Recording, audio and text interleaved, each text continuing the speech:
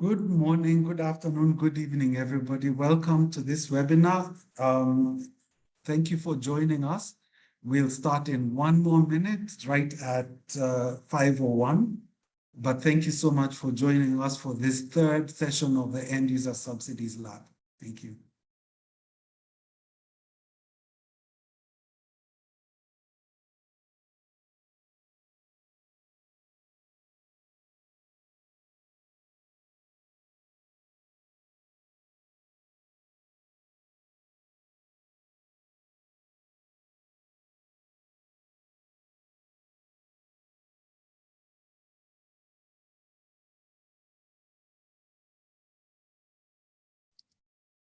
All right, thank you so much again. My name is Patrick Tonui.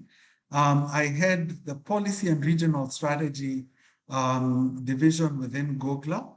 We want to thank everybody so much for joining us on behalf of our partners, the Accelerate ACE program, the Lighting Global program of the World Bank with SMAP, and other partners in the End User Subsidy Labs for all of you joining us today. I'm pleased to share first our agenda for this session that is going to run us just about 90 minutes. We're going to be, during this third session, we're really going to be looking at Kenya and trying to learn from Kenya. So this is our agenda. And as we look, I just want to highlight for everybody how you can take part.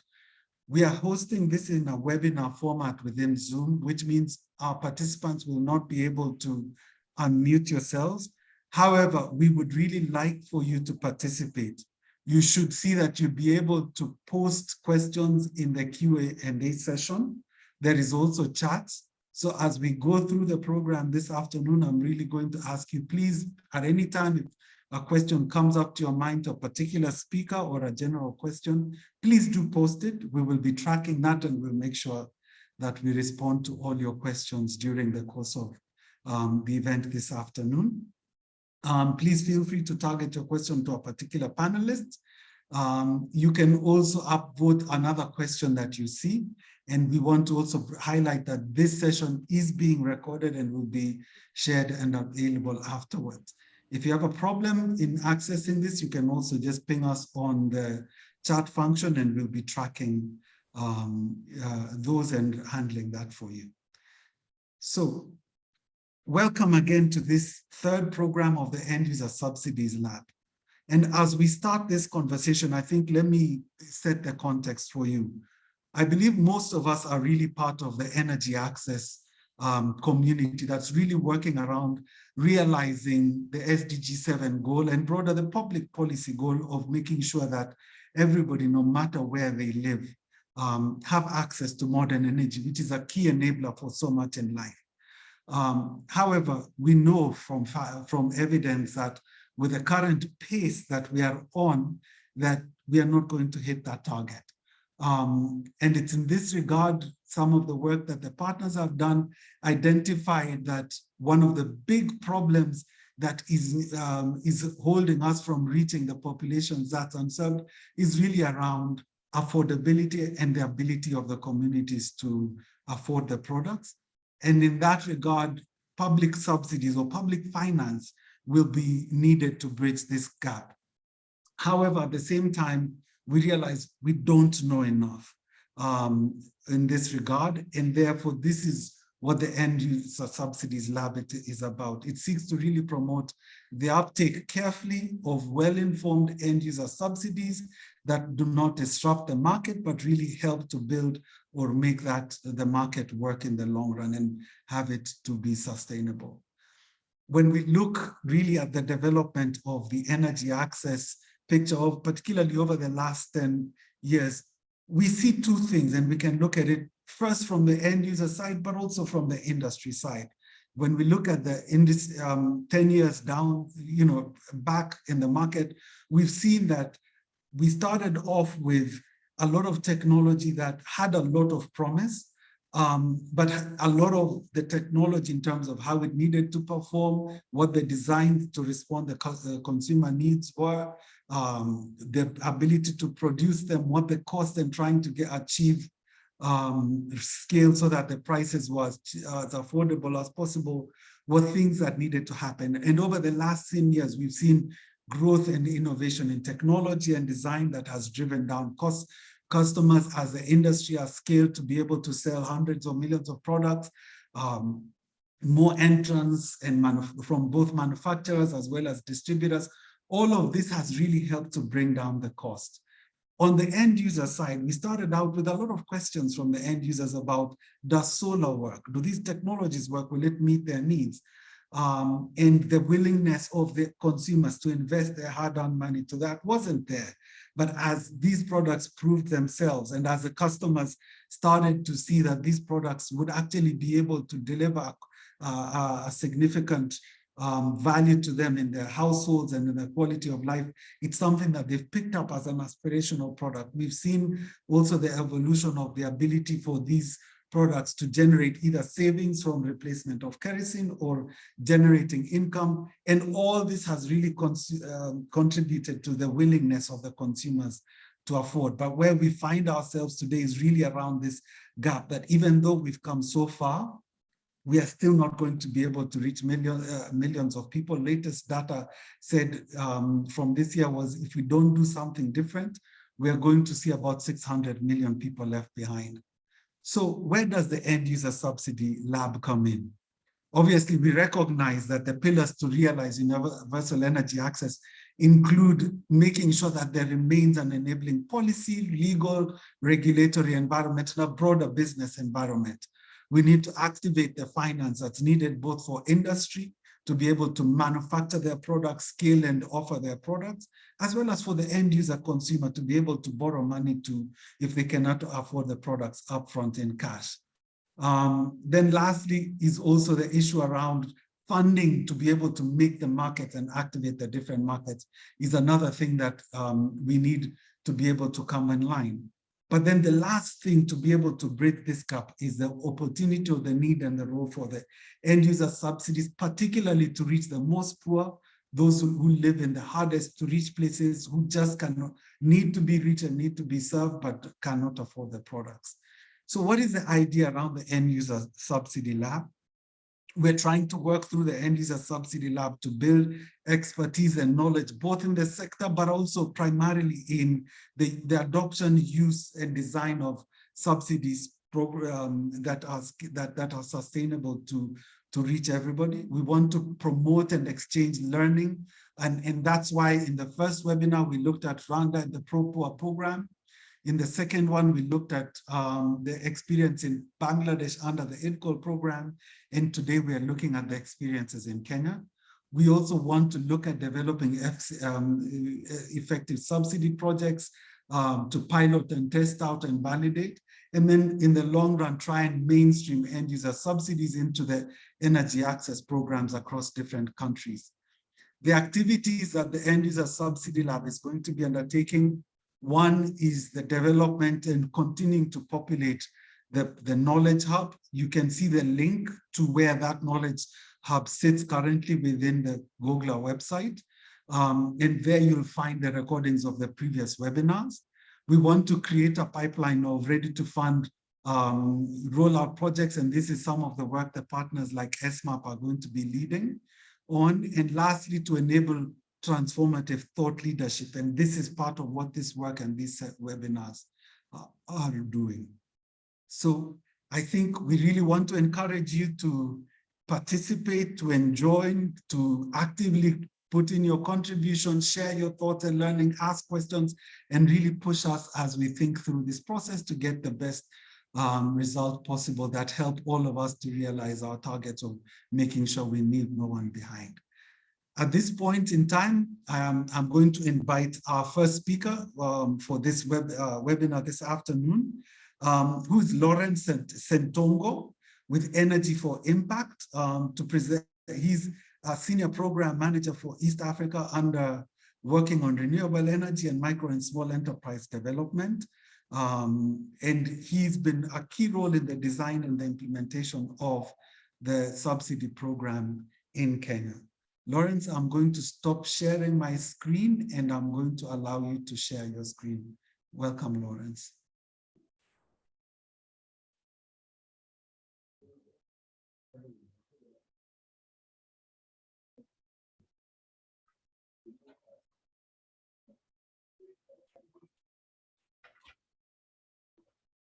Thank you, Patrick. Good morning and good evening, everyone from wherever you are.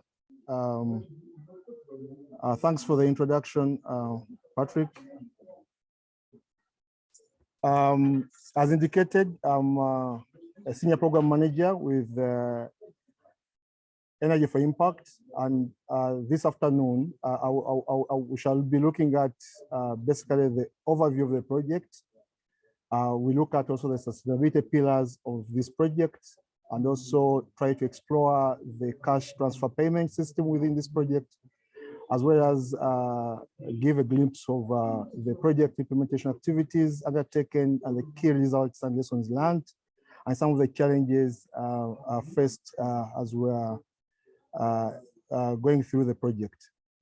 To start us with, just looking at the project overview, basically the Energy and Cash Plus initiative builds upon the existing Kenya National Safety Net Program to provide a conditional cash top-up to selected households for the purpose of providing opportunity for them to access and own a solar home system, with a major goal for the particular project to generate evidence on how improving customer affordability for solar home systems impacts on the beneficiaries' sense of ownership and quality of life of children and their families.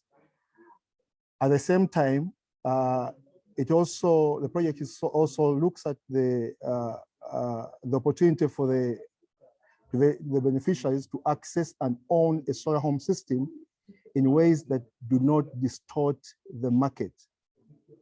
So Energy for Impact has handled this project in two phases. We had the pilot phase, which ran from September 2018 to May 2020, and then came up with the expansion phase that started in February 2021, which is running until July 2022.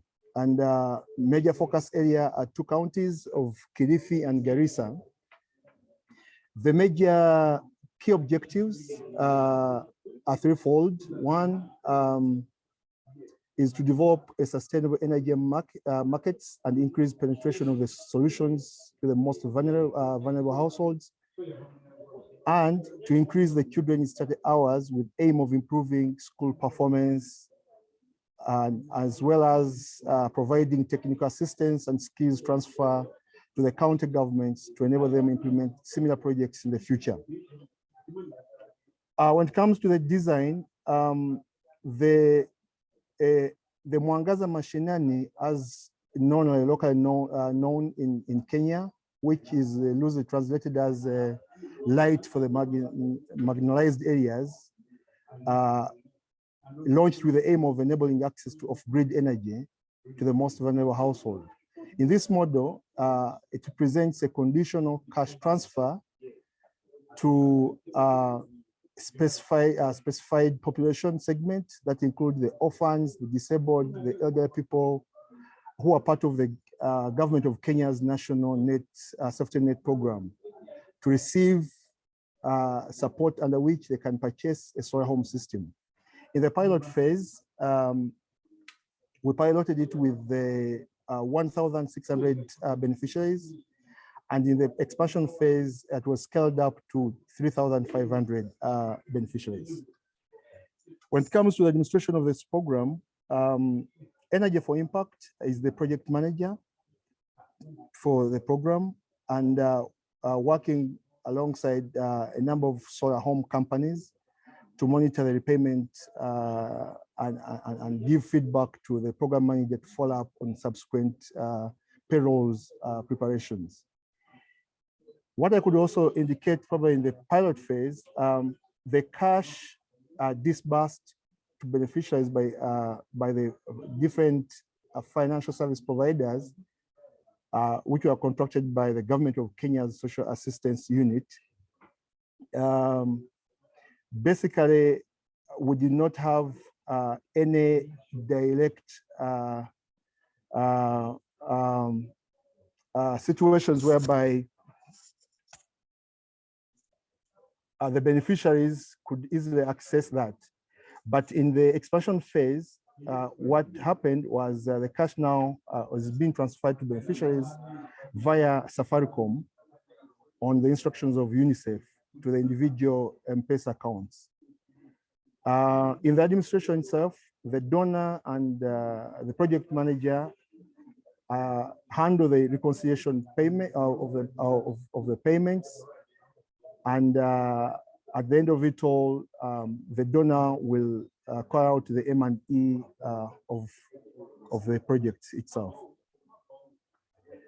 Among the stakeholders involved in the project are numerous. We have the counties, which are already named. We have the national government, which has had a number of different players: the Ministry of Education, the Ministry of Energy, the Ministry of Labor, the National Safety Net Program, and even the communities that we're working with. We have the local leaders in those different counties that we're working with, the community champions for the projects.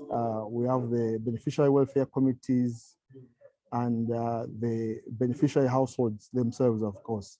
And then there are key support players in the projects that include the soil suppliers and the different financial institutions that support the project. In this case, in the pilot phase, we had Equity Bank and KCB. Other consortium members included in the pilot phase, Busara Center. Busara Center was mandated to push for the behavior change communication strategy, which I would say did so well. And also we have also Somali Aid. Recently they've changed the name to Vision Core Initiative that we've worked with in the pilot and still working with in the expansion phase. The soil suppliers who were on board, in the pilot phase, we had BioLite and Delight, but for the expansion phase, we only have one, which is Delight. And of course, UNICEF as the implementing agency and CIDA as the funding agency.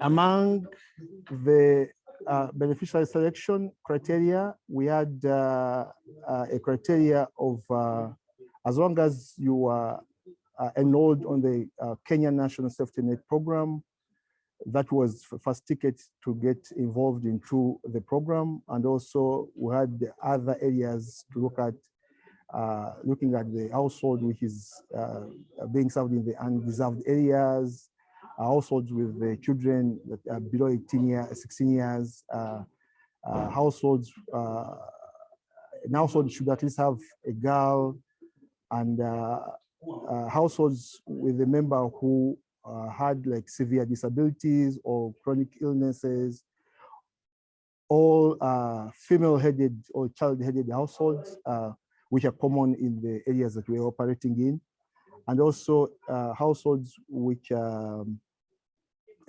headed by the elderly persons. In this case, we're looking at 70 years plus. And of course, the other bit was on the household willing to pay off the commitment fee, at least for the expansion phase. That is what applied.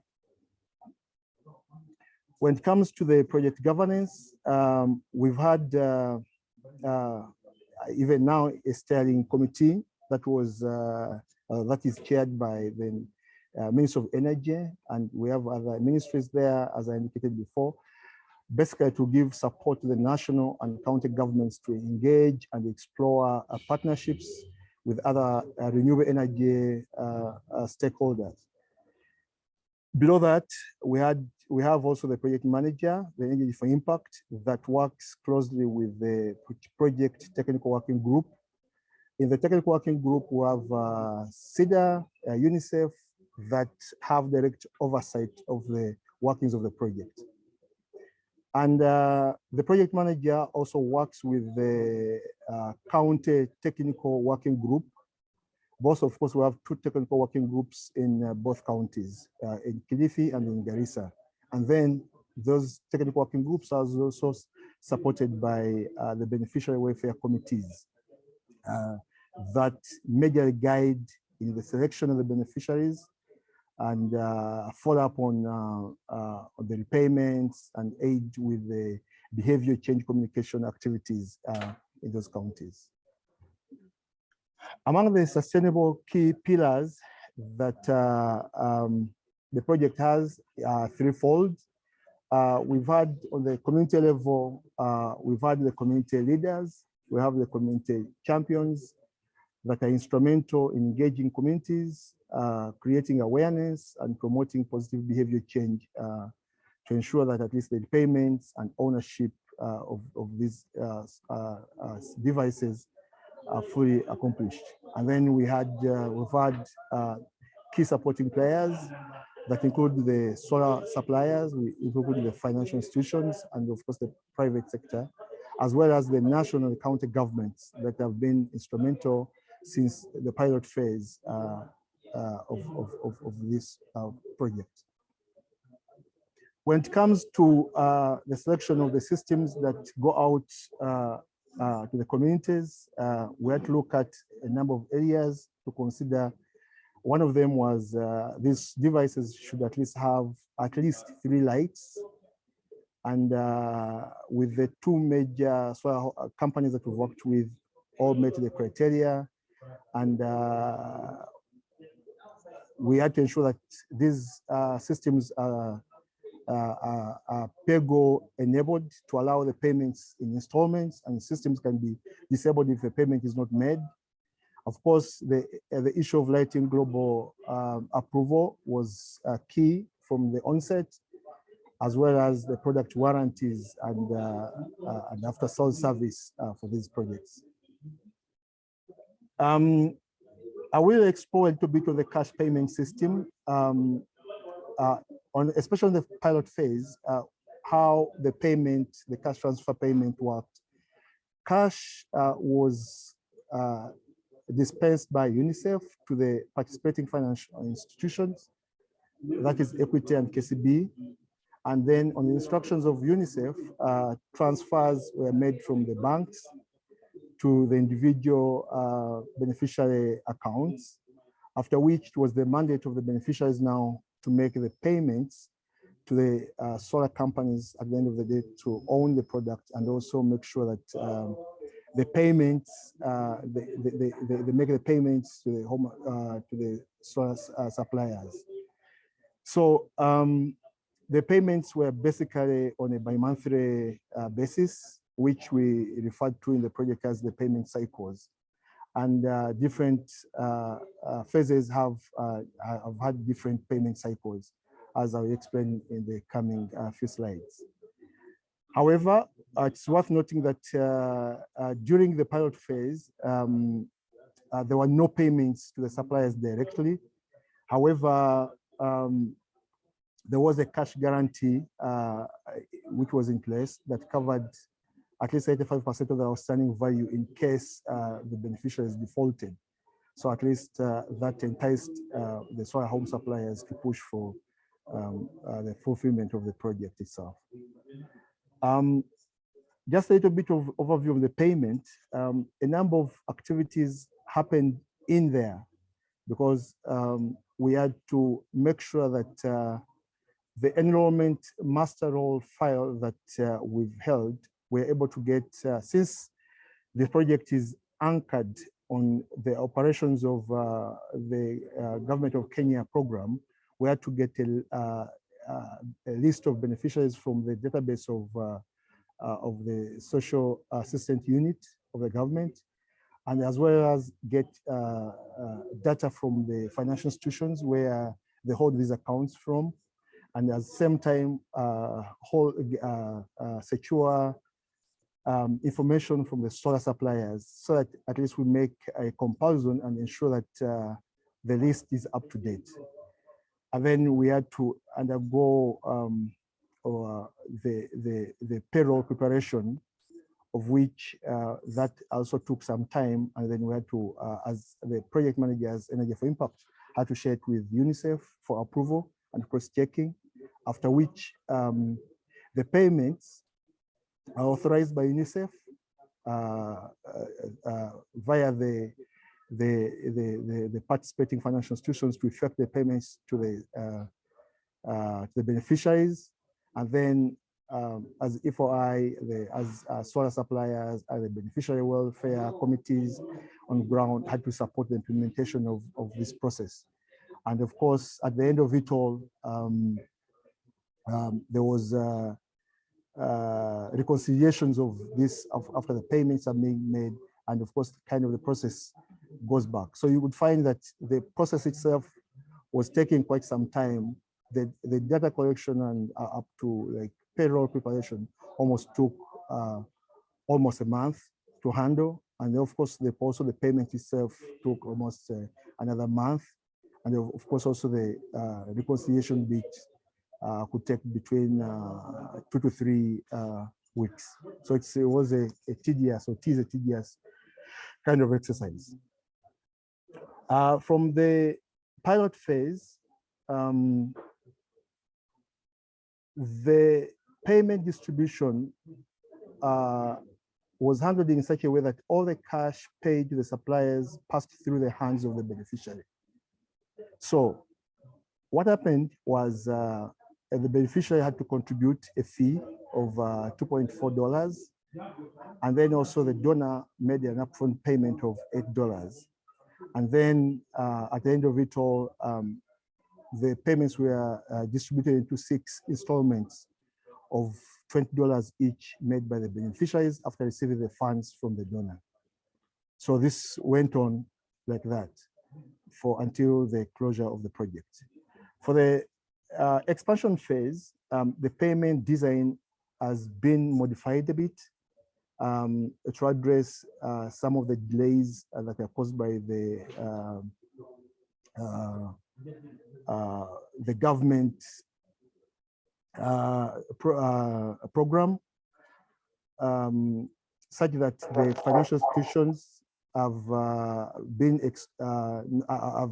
excluded from the new design.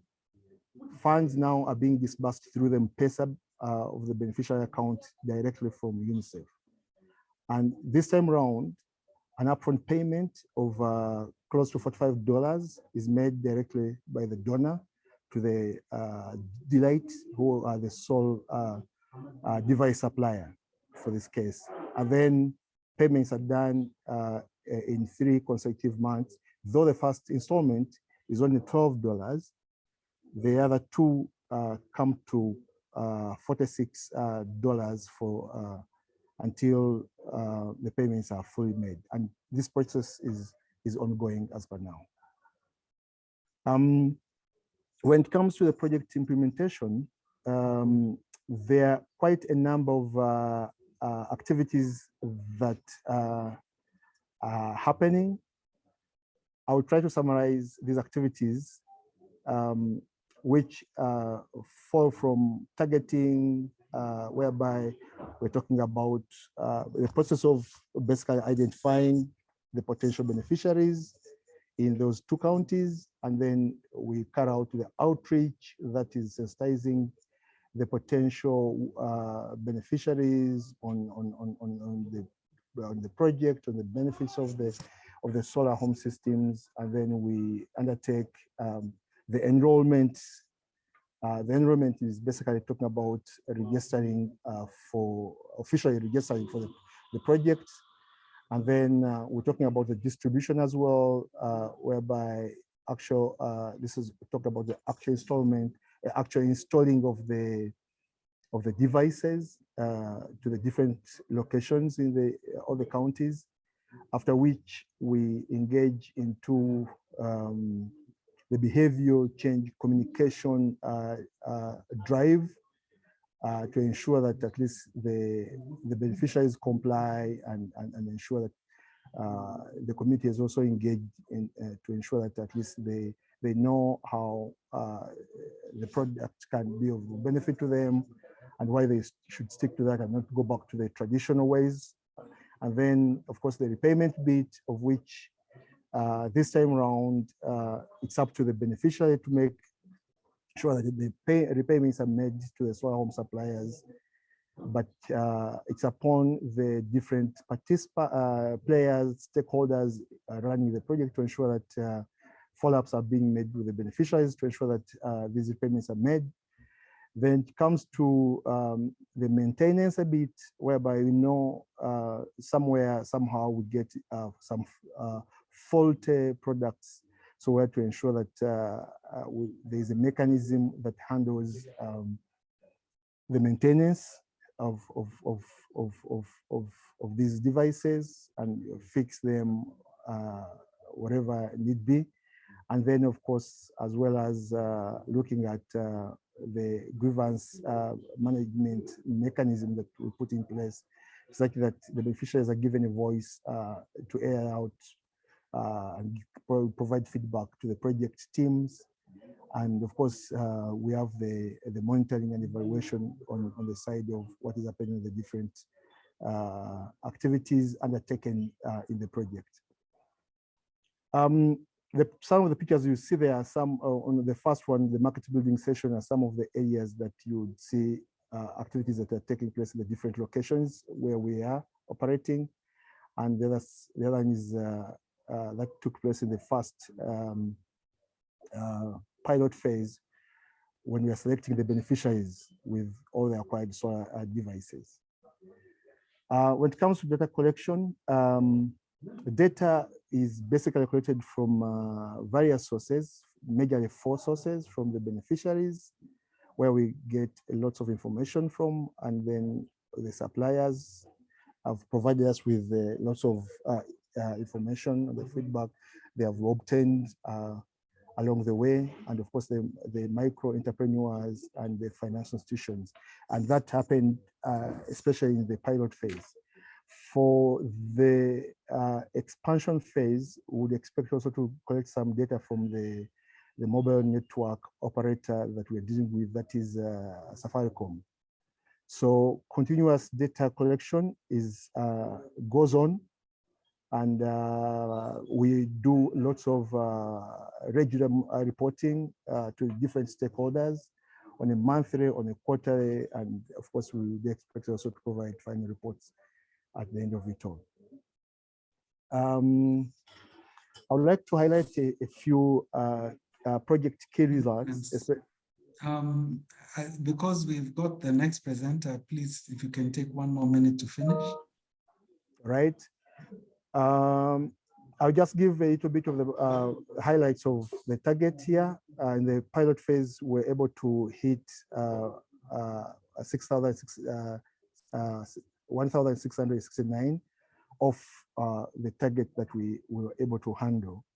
But we also picked a number of key lessons as we headed into the phase 2, whereby we were able to go through the surveys conducted during the program implementation, confirmed improvements in the school performance of the children, and as well as creation of the small incomes, and with the deceased cases, to mitigate the payment of the risk to the solar suppliers, a cash guarantee of 85% of the outstanding was secured for the suppliers.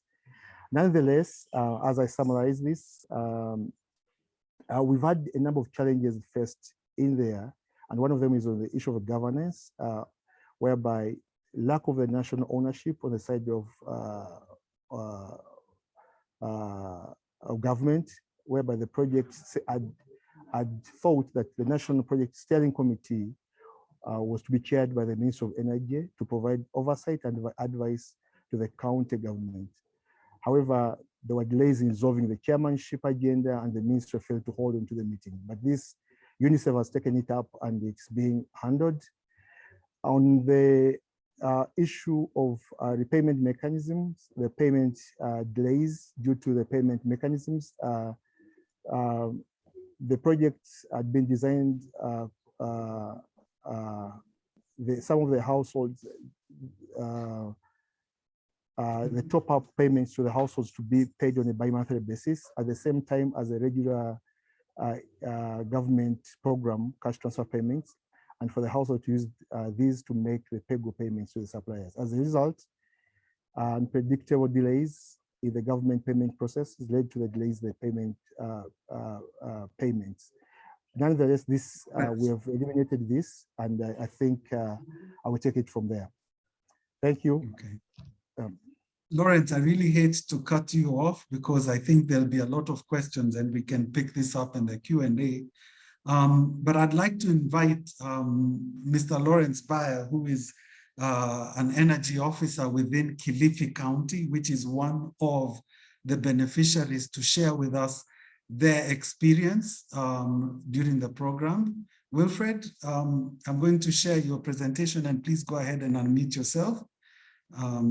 Please, thank you.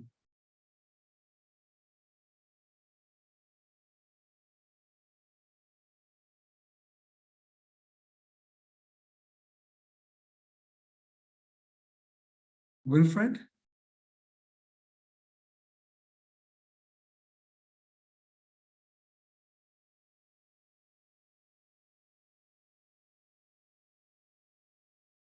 Wilfred, I cannot hear you. I see you've unmuted yourself, but I'm not hearing you yet.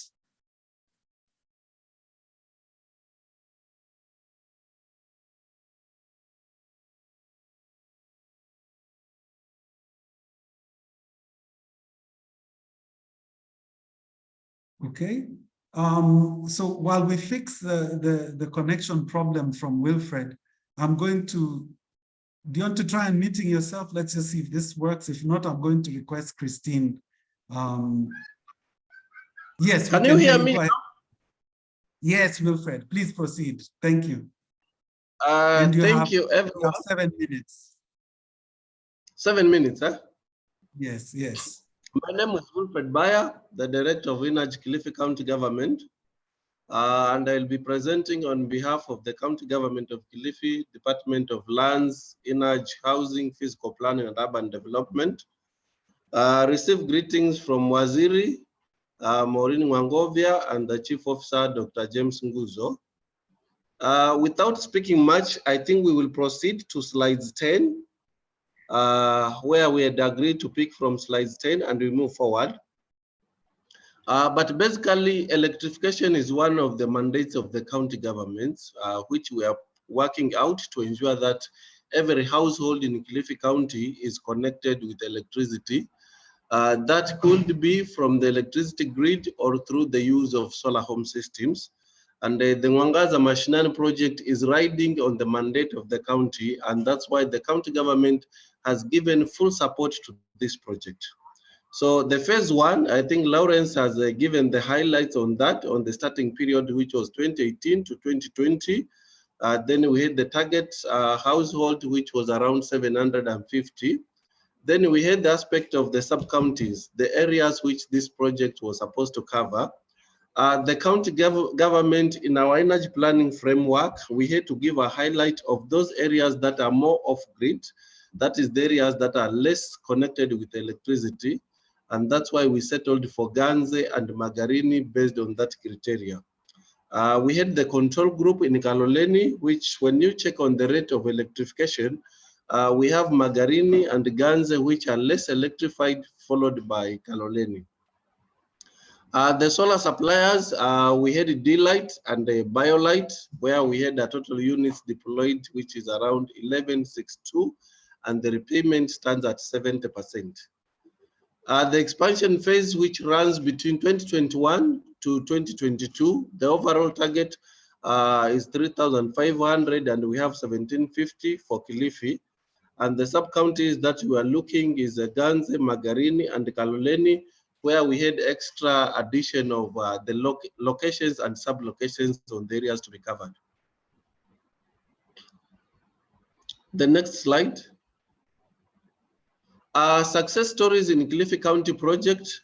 We have the technical working group, which is very active and has been very supportive in implementing this project. We have had the good community engagement, and the community has given full backing of this project.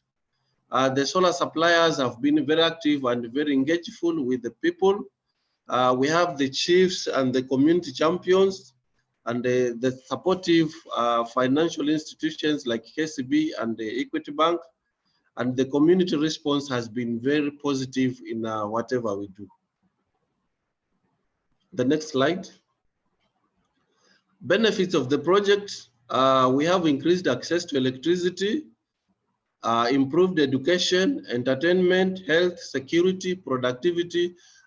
With the provision of the solar home systems, it has been a very positive project to the community, because you find some of these households, through the use of solar home systems, they have been able to start small businesses through charging of phones. Also, some of them, the aspect of studying. We have students who are now, they're able to extend the time of private study at home.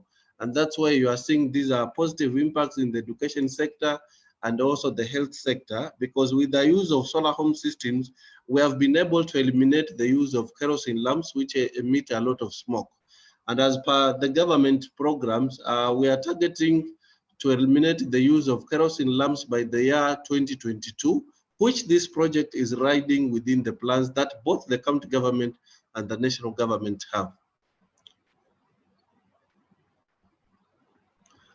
Challenges encountered during implementation, you find Magarini and Ganze, they are very drought areas. We have the aspect of language barrier, because most of the people who are dealing with the illiterates, they didn't go to school. They cannot read, they cannot write. Some of them don't know even how to operate a mobile phone. Lack of technical know-how. Some of them, even lighting the solar home systems, they didn't have that knowledge. Delayed payment cycles. There were some challenges with the payment, and in some areas there were lots of delays. Faulty devices, stroke accessories. Some devices had fault, and we had to liaise with the solar suppliers to replace those devices. Then installation of devices. You find in most of these areas, getting someone who has the technical know-how was a bit a challenge, and somehow we can say it has been positive, because through this project, there are some individuals whom they have been able to be trained on how to undertake this installation. And the county government also, we picked up the matter, and we have been training people on the technical know-how on how to install solar lanterns and solar home systems. Then we had the aspect of COVID-19, because during the barazas and meetings, the numbers were limited. So you find that like in the control groups, we could not have the exact target of people that we are aiming to have, because of the aspect of COVID-19, where numbers of participants were a bit restricted. Defaults on solar installments. You find some of our people, once they received the funds, instead of paying, some of them opted to buy food. Some of them channeled funds to other expenditures, which we can say it was a challenge, but in one way or another, it was riding on the project, because the pilot project, we had the aspect of behavioral change, whereby we were looking on the willingness. These people, when they get the money, are they going to buy or they're not going to buy? So somehow, some of these aspects, they were actually giving the exact information that this project was aiming to see out. The next slide. We have illiteracy, which is a key barrier to solar use, low phone access and poor network connectivity. You find most of our people, they had to rely on phones from their neighbors for them to receive the funds so that they could make the payments. And some of these people who had these phones, once they received the funds, they would use the funds without notifying the exact beneficiaries if that money has been channeled to those devices. Delayed disbursements that affected the payment of the solar home systems and solar lanterns. That one, I think I've already highlighted on the delayed disbursements leading to delay in payments. After sale hitches, setup, token reactivation, and maintenance. Sometimes you find these people, they could call the solar suppliers, and by that time, poor network, they could not access them. So there were some challenges. The tokens are over and they cannot get them to activate or re-add in the tokens. Areas of concern, improvement in the second phase. Beneficiary targeting, full understanding of the beneficiaries and the ecosystem, including potential limitations, conversion, and sustained use of the solar home systems. We have consumer awareness and education. It is necessary to educate our people to know the importance and the need for them to have these devices. Support capacity, there is need to train people, especially the establishment of community champions who can handle most of these things. We said expanding the base for support on product use and maintenance, easing of post-purchase processes to avoid delays or drop-offs, payment, technical support, and governance challenges. Alignment and connectedness at all stakeholder levels, implementers and support system, including regular reporting at different levels. There is need to enhance and increase the way we coordinate and operate in the implementation of this project. Way forward, to change the payment structure to the beneficiaries and solar service providers, to provide strategic direction and oversight to the initiatives to ensure that it meets its aims and objectives in KILIFI County. To ensure that the Energy and Cash Plus initiative identifies the right beneficiaries and meets the needs of the target beneficiaries. You see, these are projects that, as I've said earlier, we are aiming to ensure every household in KILIFI County is connected with power. That is either the KPLC grid or the solar home system. So whatever is being supplied, it is ideal for us to realize who are the exact people, because we have orphans, we have vulnerability groups. So it is good we go ground and come up with the exact list of the need people when implementing this project. To ensure that the Energy and Cash Plus initiative builds and adds value to existing national and local social protection policies for children and other initiatives to improve social protection policies and systems. There is need for whatever is being taken in this project to ride on what already is existing or to improve on the existing programs that are running both at the county level and the national level. To ensure that the Energy and Cash Plus initiative is consistent with and informs the implementation and the implementation teams for effective delivery on the goal of the project. To ensure the dissemination of information and update to the wider stakeholder groups. This project in Mwangaza Mashinani is riding on some kind of other project, like the COSA project, whereby we are giving solar home systems and solar lanterns. It would be very much ideal, whatever is being done in this project, to be in addendum with the other existing or coming in projects, so that by the end of the day, when we stand, we can say, through Mwangaza Mashinani, we have covered this area, and any other project that is coming in, we can target other areas, which by the end of the day, we will have uniformity in the distribution of solar home systems in the county. Next page, I think that will be the last page. Thank you. We have slide 18. Oh, yeah, thank you. No, I think that was the last one, Wilfred. Yes. Yes, I think it said thank you. However, thank you so much, Wilfred. And I believe, thank you also so much to everybody for the questions we're already seeing come in. Christine, I'm going to hand over to you, and as I hand over to you, I'll point out there's some questions that are already beginning to come in, and that I hope you can talk to as you give your presentation around, particularly these issues in the rollout and the access by the customers. But please go ahead to share your slides. And you have, I believe, 7 minutes. Thank you.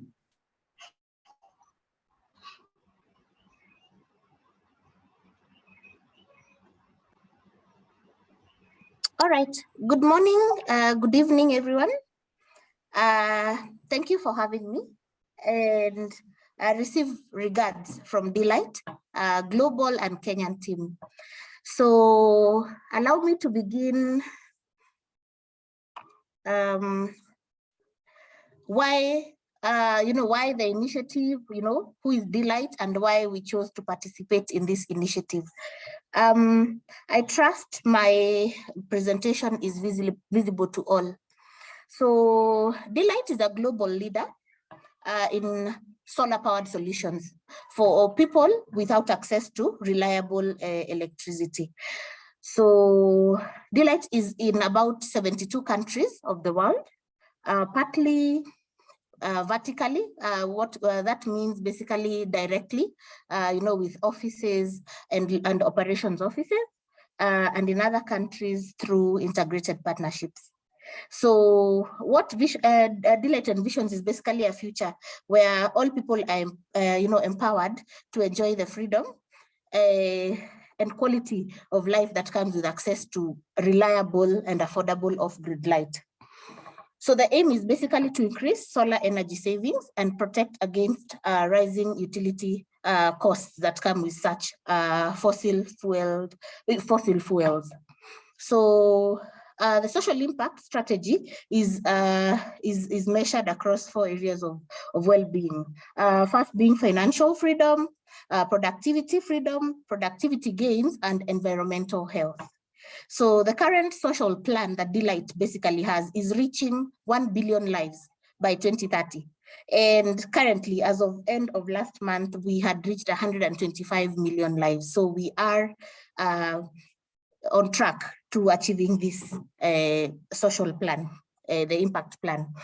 I'll go ahead and show what we call the ladder of light at Delight, how we aim to grow our customers from one level to the next. So we begin with the very small lanterns. These are the small lamps that go for between $4 and about say $20. So that's the initial ladder of light. And the reason for the existence of those products is basically to eradicate the use of kerosene, candle light, the small lamps that are of that detrimental to one's health and even safety. So next level after the basic lighting is a solar light plus a mobile charging utility. So of course we appreciate that as a customer moves on, then of course after they get just basic light, then they would also own a mobile phone, and then they'll have trouble where to charge that light. Next, we upgrade them to a solar light, a mobile charging utility, and a radio, because we appreciate they also want to know, to learn what's going on around them. In this case, even for children, school-going children, especially in the year 2020-2021, during the pandemic, we saw schools basically using the radio facility, in terms of sharing content, sharing material via flash disks and all those kind of things. So this is also the next level. Next level is the entry-level home system, the entry-level solar home system. So this is actually where the product right now that has been offered for this particular program lies, the D150. So this is the entry level of the solar home system. It has slightly more bulbs, at least 3 bulbs. It has a radio, it has mobile charging capacity, and of course, a panel. Then it upgrades as you move along to larger home systems, larger panels with inverters, with batteries, solar fans for very hot areas, power banks, mobile phones, smartphones and the likes, and finally accessories like television sets, just to prove the Maslow's hierarchy true, that levels also increase with increase in with how do I put it, achievement of one utility then adds on another need. So that is what we aim to achieve. To move on with the target product now that has been used in the Mwangaza Mashinani is the D150 as mentioned. So this product is one of the entry-level home systems. This is actually an upgrade from the pilot phase.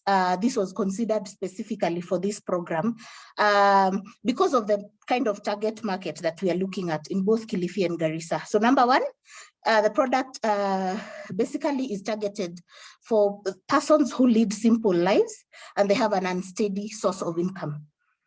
The current lighting solutions, are solar lanterns, the small solar home systems, the small koroboy. Koroboy is basically the kerosene lamp that I talked about. Persons who rely on a phone torch or an ordinary torch or a candle. That is the target market for this product. So the insight there is that life can generally be a struggle for them, though they work very hard to survive on a daily basis. They may not afford quality light. So how do we pitch to them? Of course, we show and tell. They basically feel the product, physically, so that they appreciate the kind of light we are talking about. Of course, we hype the added value, which is the torch and a radio included in the product. And of course, we talk about the affordability, at a rate of about 45 shillings on pay-go per day, which is much less, almost half what they would have spent on kerosene anyway. So they get the product, at about 45 shillings a day. So of course, the triggers to purchase, number one is the need, because they don't have very big houses. So the 3 lights are normally enough. They are affordable, as discussed, and the availability. I think Delight is well spread, especially in this Kenyan market in this perspective. So they are readily accessible. So barriers to purchase, of course, as the Maslow's hierarchy proceeds, of course, their aspirations are that they would want a system that they can upgrade to a television, and this particular one may not have that utility. So why did Delight then decide to engage in this initiative? Number one, because these are the pillars that I mentioned to begin with. Quality of education. We believe that poor performance in schools at times may be due to lack of light that allow extended study hours, both at home and at schools. Secondly, productivity gain. We appreciate that less working hours for men and women doing small businesses happens due to nightfall, in especially areas that are off the national grid, leading to a reduction in productivity. And then good health and well-being, as mentioned. The fossil fuels, our solar home systems provide alternative light to the detrimental kerosene and firewood and candle fuels. So the opportunities, the learnings, and the challenges experienced. So the first opportunity that we saw basically is that the Mwangaza Mashinani has had a direct impact in Delight, the social plan to impact 1 billion lives by 2030. So that has been a direct opportunity for that scale up, that kind of a scale up. The second one is that the program has facilitated penetration in very remote areas where Delight prior to the program may not have, penetrated due to the, challenges here and there of infrastructure and thereabout. The other opportunity is learnings that have informed and improved after-sales services through the training of the local technicians, through that kind of penetration. The program has also increased product awareness and product affinity, especially in virgin markets. These are the markets that, there before either Delight products were unpopular for one reason or the other, or, just not reaching such markets. So their awareness and affinity is much better now. We've found that even neighbors of, beneficiaries who may not have qualified end up buying a product, a similar product, or even a higher scale one, so that they also have the light. Another opportunity is that please. Noted. 1 more minute, please. All right. So the program has also increased employment opportunities. That's very important, especially in the 2 markets where locals have been hired to take care of after sales and the expanding markets. So very quickly, the few challenges there are the security challenges, of course, that especially were witnessed in Garissa during sensitization and enrollment. The penetration barriers due to the poor road networks and accessibility, illiteracy and language barriers has also been said. And of course, the delayed payment cycles, which have now been resolved. Installation issues, which we are also sorting out now in the expansion through better, training, and now communication barriers. Of course, there before due to lack of cellular phones. And yes, Patrick, I think I can stop there for now. Thank you very much. Thank you. And again, I really appreciate the questions that are coming in. We are noting and we'll try and make sure that we respond to them during the Q&A. Right. Our last speaker before really opening up to broad questions from everybody is Alison.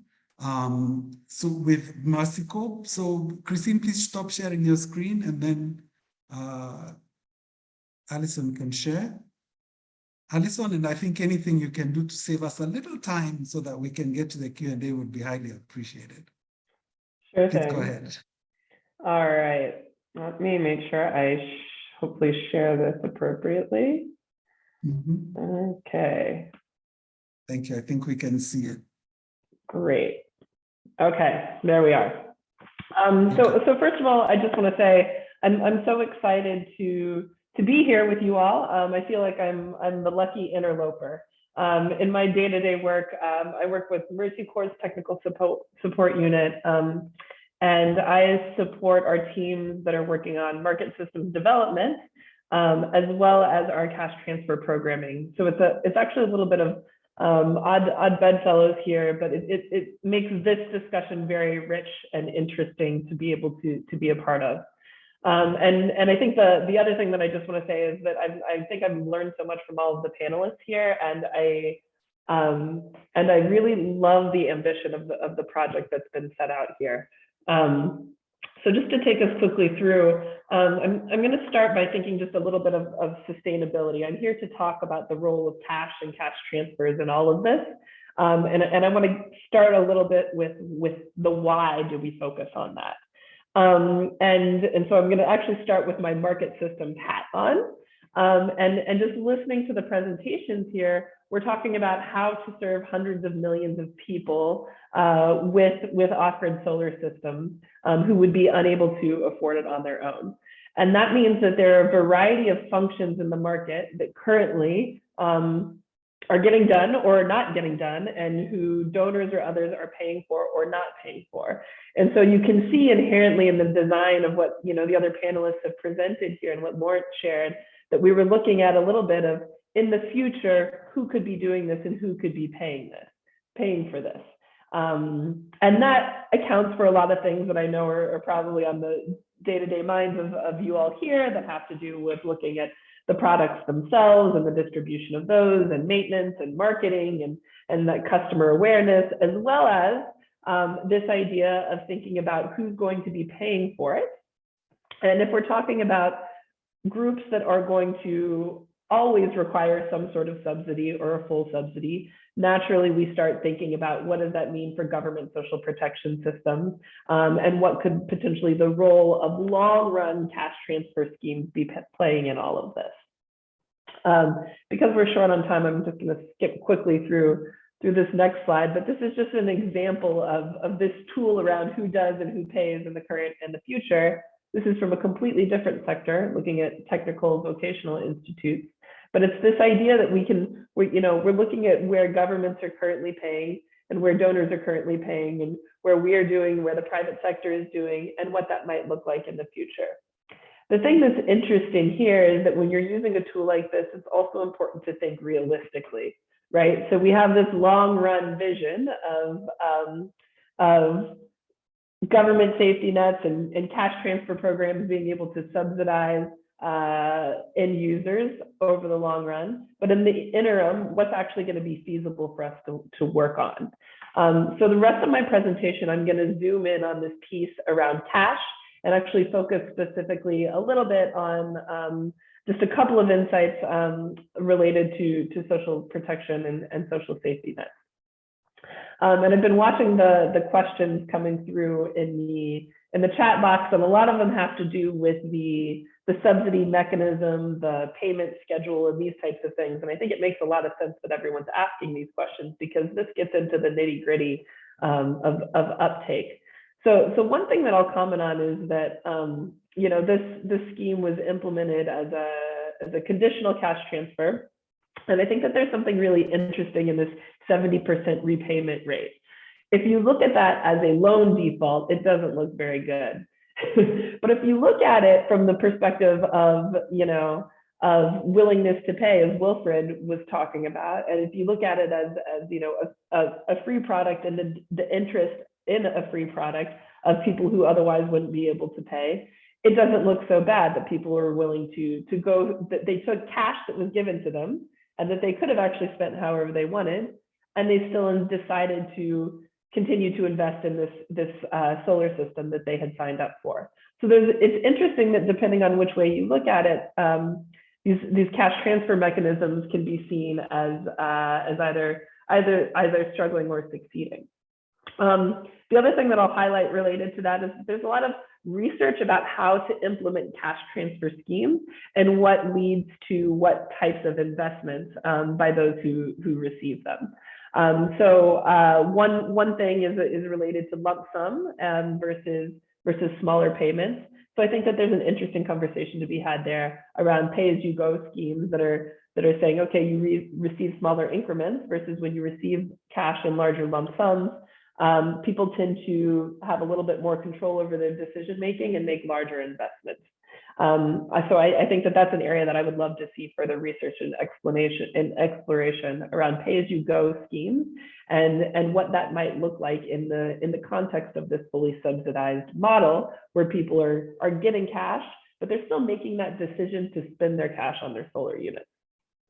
I'll also note that there's also a lot of research around uptake and outcomes related to labeling cash, and I think that has a lot in common with what happened in this pilot and this program, where people are making a commitment. They're signing up to say, yes, I'm going to be receiving this top up, and my plan is to use this top up for my solar system. So I think that there's another piece to look at there, whereas a program like this could be rolled out as a social safety net scheme where there's not that direct connection between the cash that someone receives and the solar system.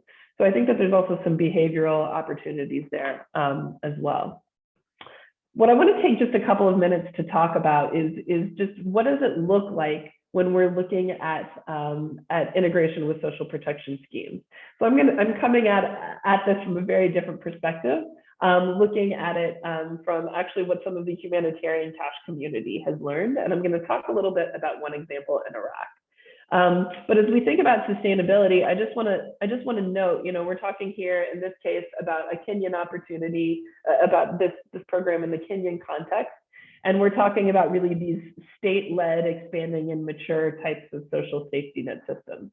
So if we're thinking about this problem overall and the hundreds of millions of people who don't have access to off-grid power, unless they are off-grid solar, unless they are able to have some subsidy, there's a number of contexts where we might have government partners that are going to be at the right level of maturity to be able to partner and work on something like this.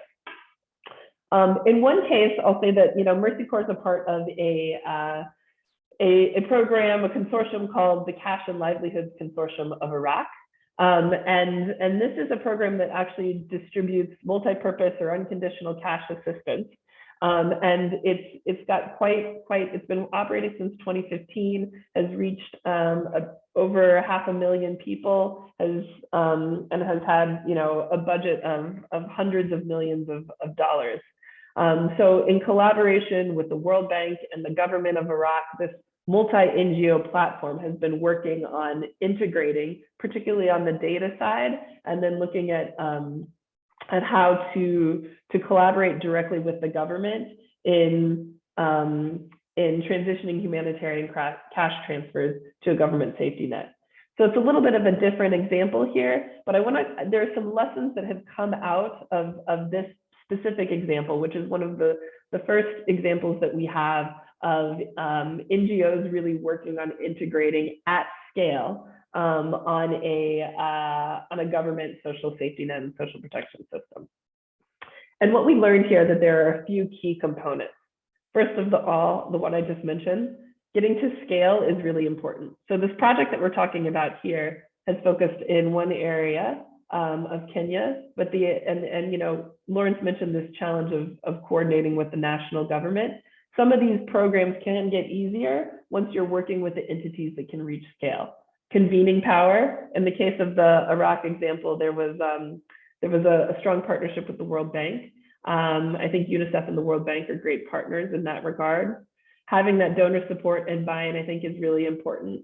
But then having all of that built up to create a strong enough incentive that there's going to be some harmonization, that there's enough buy-in that we're really willing to look at what does off-grid solar look like subsidized at scale through the safety net. So just some very practical lessons that our team picked up in Iraq. First of all, long timelines are actually really important. This initiative started in 2015. So I think I'm really encouraging a project like this, that, you know, this is a jumping off point, and that it's important to really think about the long run, particularly if we're thinking about cash and how it flows through government safety net programs.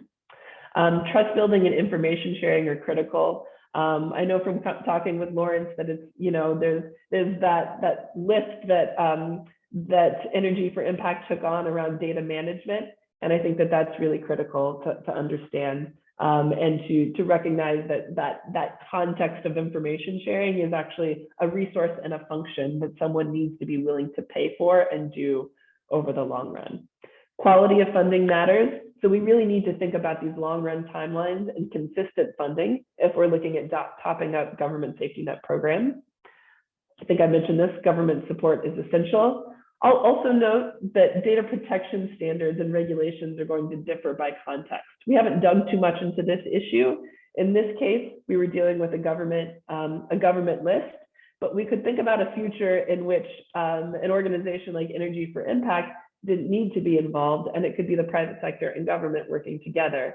But there's still some really gritty issues to work out around what would that mean in terms of data sharing, where you've got a government list of beneficiaries, and you've got a private sector entity who's going to be working with them. And as mentioned, scale is a must. So Patrick, I've flown through this very, very quickly, just to provide a little bit of broader perspective on what we know from these government integration efforts. But I just, really appreciate the chance to be joining you all here. Thank you so much, Alison. And I think maybe take a little time. I'll come back to you before we finish to ask your own scoring of the Kenya program against these, just to see how you'd evaluate. But thank you to everybody.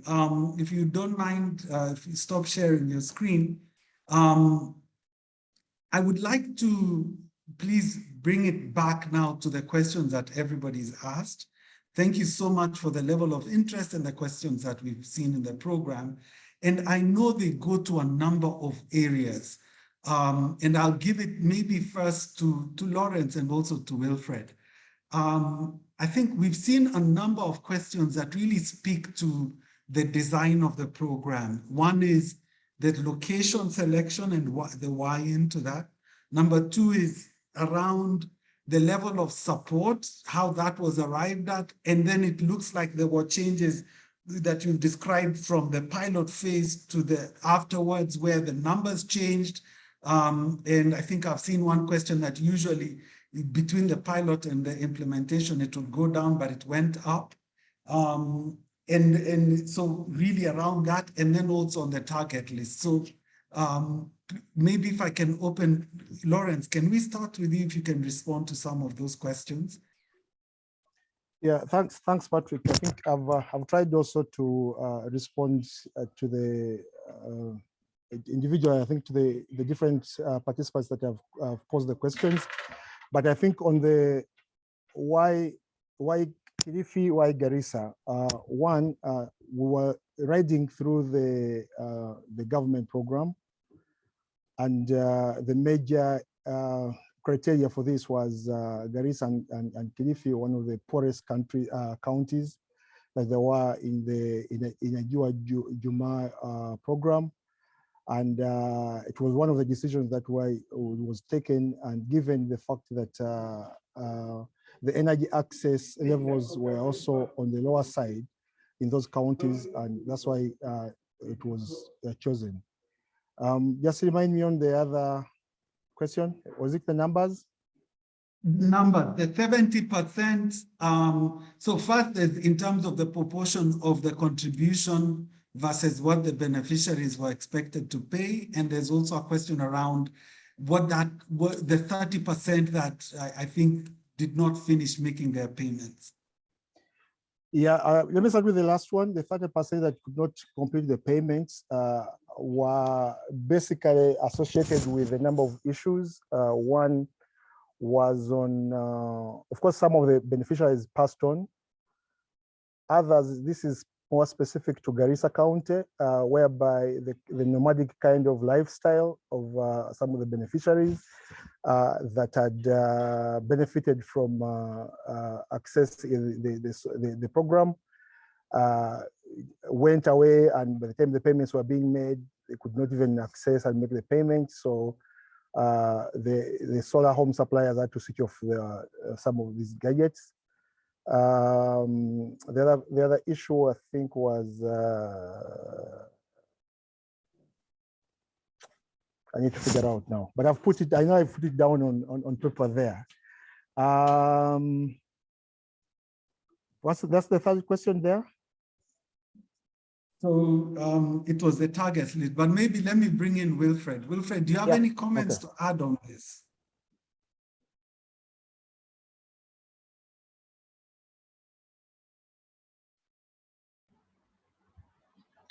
I think, Lawrence, can you hear me? Yes, we can. Please proceed. Lawrence has covered a bigger part of the questions, but on the location, to add on, KILIFI County has been very active in ensuring, in achieving 100% connection of electricity. And this is something that we have been working very closely with the Ministry of Energy and the national government.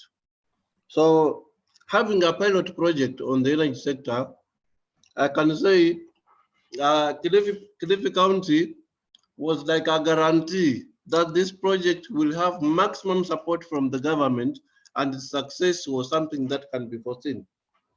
On the project design, generally, and given that it was riding on the social protection fund, I think the project design was very much okay, and that's what made this project to be very successful in KILIFI County. Then on the aspect of the payments, on the 70%, you know, these people, the aspect of illiteracy, poverty index, which is very high, it is very difficult for someone to have money, then buy solar instead of buying food. That's why you find, given that this project was like a learning ground, will these people buy solar or will they buy food? We found that at least, plus the awareness and the capacity building that we did, we managed to have 70% of the people who are willing and who saw the importance of this project, and having all a smaller percentage of 30% which are defaulted. That's what I can comment for now, unless there is another issue that I've not covered, then I can chip in. Okay, thank you. Maybe before you mute yourself, Wilfred, I'll put this question both to Wilfred, Christine, and Lawrence. Wilfred, you've mentioned that it was successful because of the commitment from the county government. But I think in all the presentations, and we also saw this in Allison, the need for that ownership. And you seem to allude to some of the delays. I think Lawrence mentioned the Ministry of Energy took time to participate, issues with disbursements. I'd like to hear some of the learnings about what needs to be done different to avoid those problems, or what interventions have been done to see that those don't keep nagging the project, because I think it was consistent in all your presentations.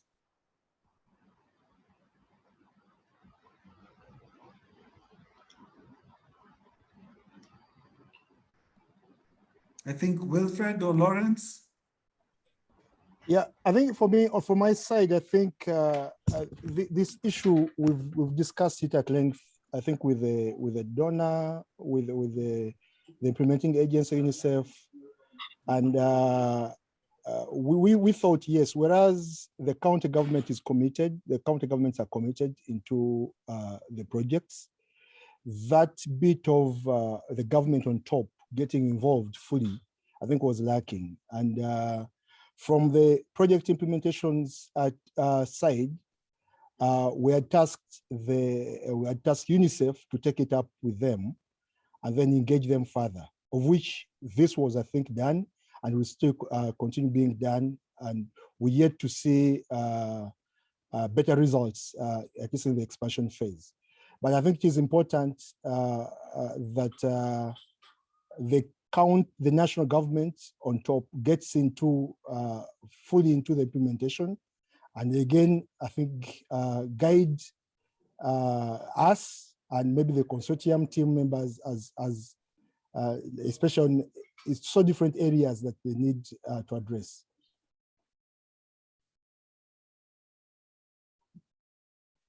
I don't know whether Christian has anything to add or Wilfred. Maybe just to add, I've said the project had maximum support from the county government. This is alluding from the first phases that we did, whereby the county government, UNICEF and Energy for Impact, we signed an MOU, which was more of a binding document, which had specific roles for each party to play so that this project may succeed. And the roles that they were assigned to the county government through the technical working group, we ensured those roles were implemented fully, and the Energy for Impact and UNICEF did their part. So the collaboration of the three groups with the guiding MOU made it easier to implement this project into successful. The challenge on the project design is having a project riding on another project. So in the event that there will be a delay on the other project, you'll find in one way or another is going to affect this other project that is riding on that. So those are some of the hitches that were realized through implementing a project that is riding on another project. So sometimes moving forward, it would be more ideal having an independent project that is not riding on another project so that it doesn't encounter some of these small hitches here and there. Thank you. Thank you. Christine, do you want to say anything, or Alison, any comments to this issue? I think Lawrence has pretty much covered it together with Wilfred, so not at this point, please. I don't think too much to add here. I think it's just this idea of, I think incentives look really different when you're operating at a national level, and I think it changes the conversation. And so it would be interesting to do experiments like this in other contexts as well. Okay, so I'll switch gears a little bit and let me say, flip this a little bit. I saw in particularly Wilfred's presentation something that almost presented weaknesses on the supplier side. I think I saw comments around installation problems. I saw issues around the rollout and anything else. Maybe I'd again open it up, Lawrence or Wilfred or anybody else. What would the challenges or the lessons that you would advise, because we've got a number of private sector players in this webinar, on what are the things they should also be looking at would help improve from the supplier point of view, some of the challenges you saw in this project. Lawrence, can I start with you? Yeah, sure. I think from the supplier's point of view, I think it's important that the suppliers are involved from the onset as you plan in the design of the project. I think it is important. And then there is also a need for the suppliers to have a well-trained field officers, or you can call them field officers or technicians on ground, to support the beneficiaries whenever there is need, such that whenever there is maybe, if the gadget is faulty and they don't have, the beneficiary doesn't have to, wait for a week to have it fixed. So I think it is always important that those issues are addressed by the suppliers. And also, I think a need of having a tripartite kind of agreement between the implementing agent, maybe the county, and the suppliers is vital. Because I think in this particular case, I don't think there is no MOU between the supplier X with the county government, but there's an MOU between the supplier and Energy for Impact. So, I mean, it's just binding the two of us and all that. But if it is more of a tripartite, I think it can spell out some of the areas that the do's and don'ts in all this. How about you, Patrick? Wilfred?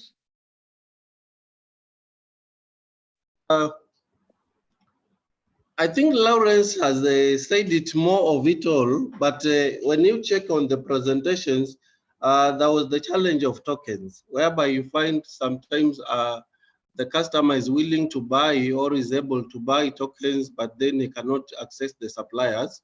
So there is need to involve the suppliers from the onset. That is very key.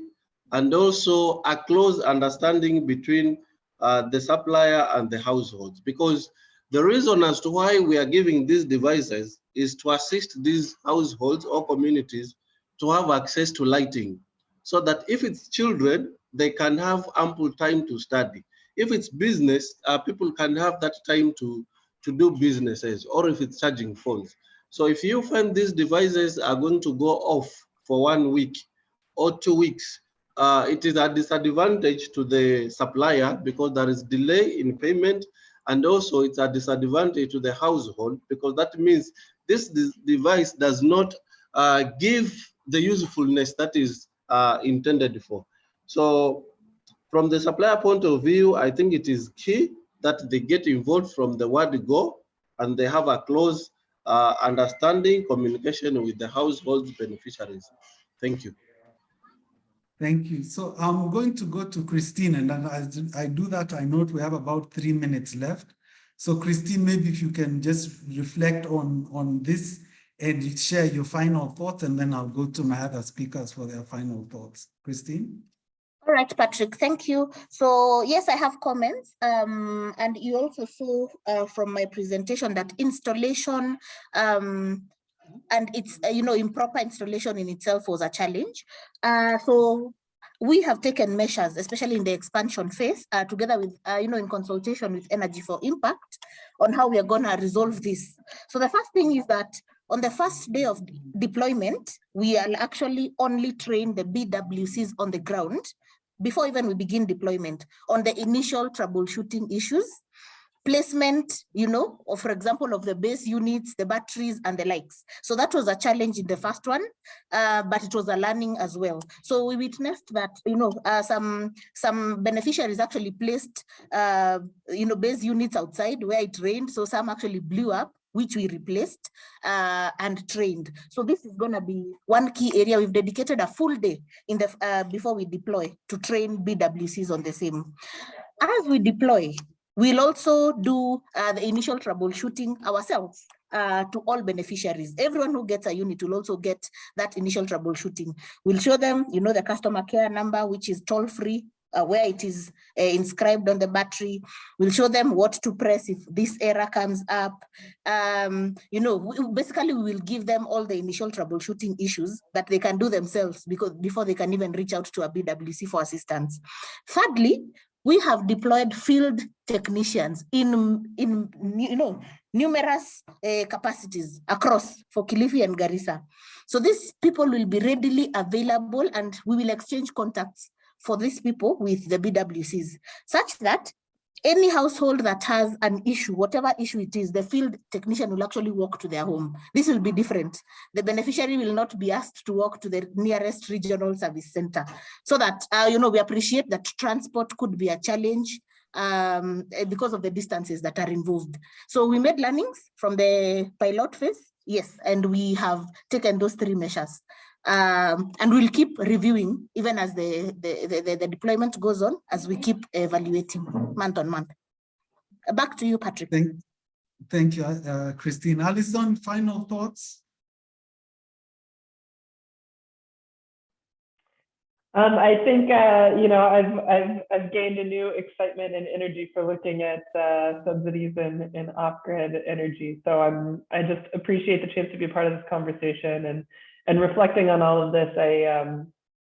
I would be curious to do a little bit of a zoom out and look across a range of contexts where countries are implementing government social safety net schemes and see where there's also strong government interest in supporting off-grid energy. I think that could be an interesting way to think about where to design some additional projects or some additional ways of working on this type of subsidy approach. So I'm curious to see what happens in this space. Thank you. Wilfred?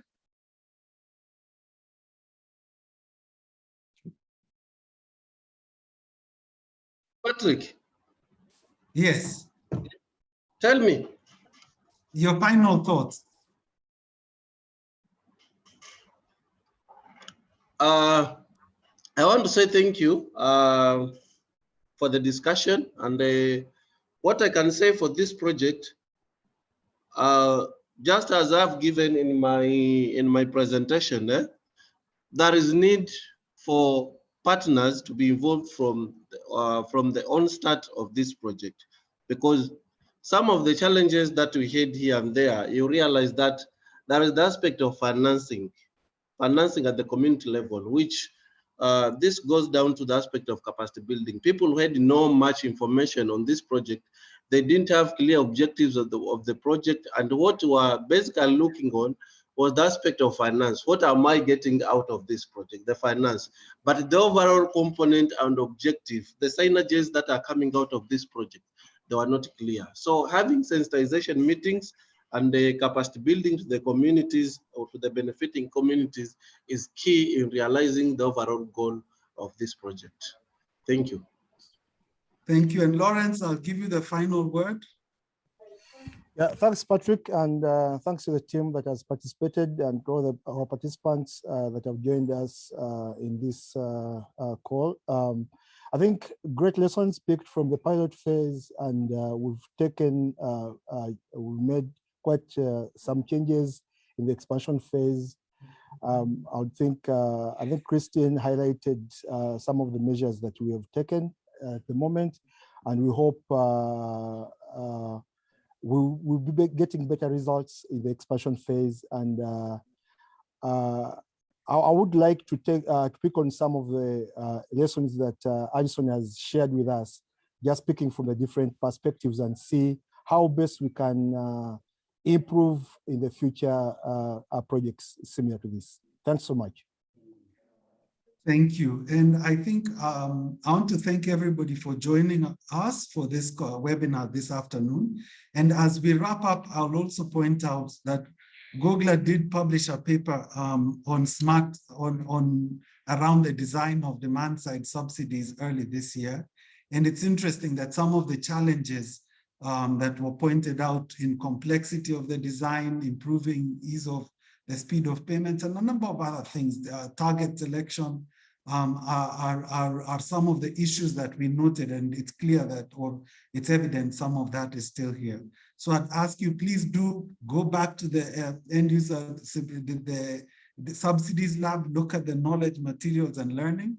We'll again say thank you. We will be uploading this webinar to the portal, and we'll also let you know about the next one.